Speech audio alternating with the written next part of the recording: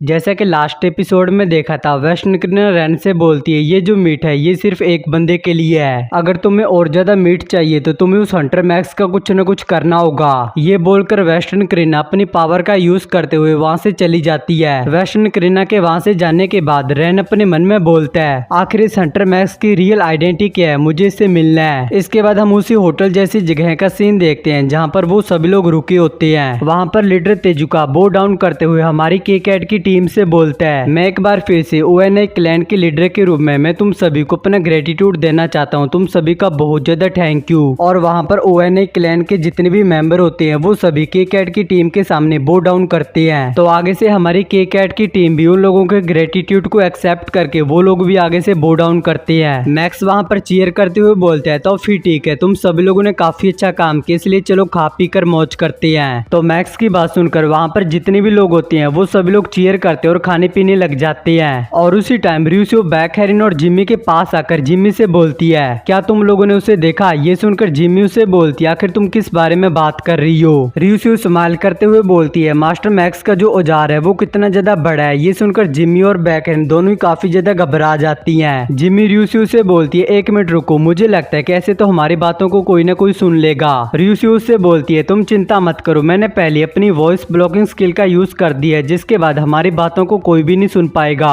Backhand रियूसियो से पूछती है क्या सच में मैक्स का इतना ज्यादा बड़ा है। तो आगे से रियूसियो हाँ भरती है। इसे देखकर वो दोनों काफी ज्यादा हैरान हो जाती हैं। लेकिन तभी हम देखते हैं कि रियूसियो के सिर के ऊपर कोई अपना हाथ रख देता है जिसे देखकर वो तीनों काफी ज्यादा घबरा जाती हैं, क्योंकि हम देखते हैं कि ये और कोई नहीं बल्कि मैक्स होता है। मैक्स बहुत ही गुस्से में रियूसियो से बोलता है बच्ची तुम कुछ ज्यादा ही बोल रही हो, इसलिए तुम्हें हेल्थ ट्रेनिंग को पार करना होगा। रियूसियो मैक्स से बोलती है मास्टर मैंने आपको गलती से वहाँ पर टेलीपोर्ट कर लिया था, इसमें मेरी कोई भी गलती नहीं है। मैक्स अपने ऑरा एक्सचेंज स्किल का यूज करते हुए रियूसियो को अपने साथ में टेलीपोर्ट करके लेकर चला जाता है। ये देखकर वहाँ पर सभी लोग काफी ज्यादा हैरान होती हैं। सियोडोंगचुंग बोलता है आखिर कैप्टन मैक्स रियूसियो को अपने साथ क्यों लेकर गया है। इसके बाद हम एक पोर्टर क्लैन का सीन देखते हैं जो कि हमारे ओल्ड मैन की क्लैन है। वहाँ पर एक कॉल आता है तो उस कॉल को एक लड़की पिक कर लेती है। कॉल पे उस लड़की से बोला जाता है कि हम जापान के हंटर एसोसिएशन से बोल रहे हैं। ये सुनकर वो लड़की बोलती है आपने क्या कहा, जापान हंटर एसोसिएशन। इसे वो ओल्ड मैन भी सुन लेता है। वो उस लड़की के पास आकर उससे बोलता है मिस मून मुझे लगता है कि ये एक जरूरी कॉल है इसलिए मुझे बात करने दो।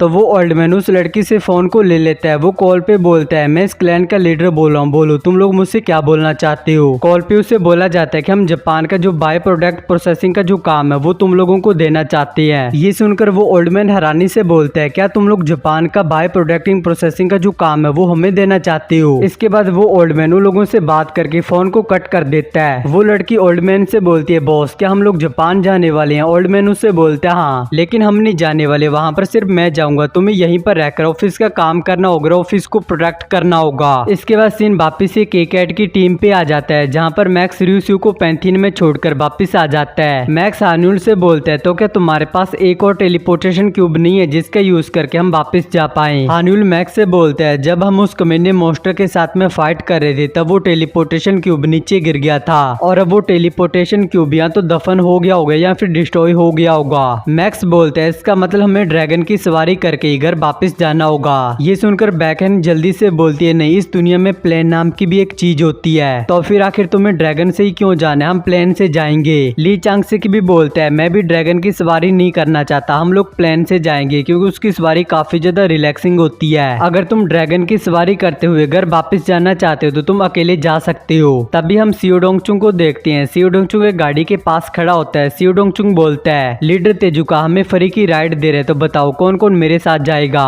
तो वहाँ पर जिम्मी को छोड़कर सब लोग भागते हुए सियोडोंगचुंग के पास चले जाते हैं। ये देखकर मैक्स बोलता है मुझे लगता है कि इन लोगों को सच में ड्रैगन की सवारी पसंद नहीं है। जिम्मी अपने मन में सोच रही होती है कि मैक्स रियूसियो को पता नहीं कहाँ पर छोड़कर आया, क्या वो ठीक होगी। ये सोचकर जिम्मी अपने मन में बोलती है मैं उसके बारे में फालतू में सोच रही हूँ, मुझे यकीन है कि वो ठीक ही होगी। और फिर हम पैंथीन का सीन देखते हैं। वहाँ पर बहुत सारे मॉन्स्टर होते हैं और उन मॉन्स्टरों के सामने चिंको और रियूसियो खड़े होते हैं। वो दोनों रो रहे होते हैं। रियूसियो घबराते हुए बोलती है आखिर ये क्या बदतमीजी है। इसके बाद सीनू स्टीमर के ऊपर आ जाता है जो कि स्टीम कर होता है। तभी उसके पास ओल्ड मैन का कॉल आ जाता है। वो स्टीमर ओल्ड मैन का कॉल उठाकर उसे बोलते हैं लीडर बताओ आखिर तुमने मुझे कॉल क्यों किया है। वो ओल्ड मैन उससे बोलता है योंगचुल मेरे पास एक बहुत ही अच्छी खबर है, जापान ने अपने बाय प्रोडक्ट को हमें संभालने की रिक्वेस्ट की है। ये सुनकर सुनकर वो स्ट्रीमर हैरानी से बोलता है क्या जापान। ओल्डमैन उसे बताते कि हमें कोरिया के माल को संभालने के लिए KCAT द्वारा नेशन में से एक रिक्वेस्ट मिली है, इसलिए उन लोगों ने इस काम को हमारी क्लैन को सौंपा है क्योंकि हम लोग उनके सबसे ज्यादा पास हैं। स्ट्रीमर उससे बोलता है ये तो बहुत ज्यादा कूल है, तुम्हें बहुत ज्यादा बधाई हो। वो ओल्डमैन स्ट्रीमर से बोलते है योंगचुल क्या तुम मेरे साथ जापान में जाकर कुछ कंटेंट को बनाना चाहते हो। ये सुनकर स्ट्रीमर खुश हो जाता है। स्ट्रीमर बोलता है क्या तुम सच बोल रहे हो, ये तो बहुत ही ज्यादा औसम होगा।